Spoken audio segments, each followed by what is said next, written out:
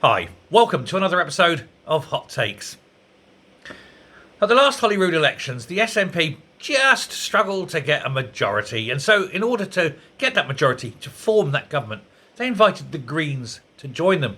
The Greens, of course, snapped them off at the wrist. Of course they were. It's their only chance ever of ever having power. And so in they came, filled with what can only be described as disastrously bad, excruciatingly awful ideas, all of them destined to fail.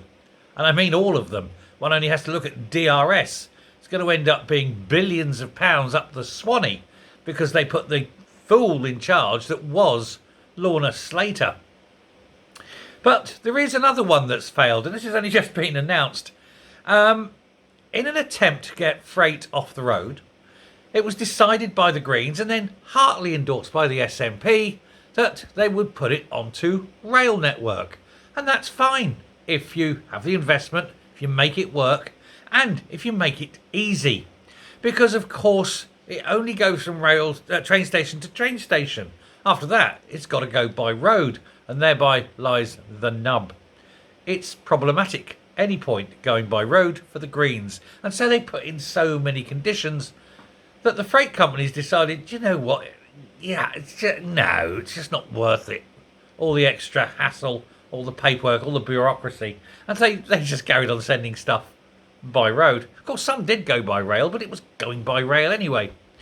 Nonetheless, as a result of this, the SNP Green government decided to invest £25 million in this new rail freight scheme.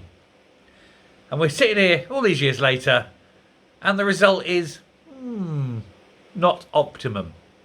In fact, after all that investment, less freight is travelling by rail than was before.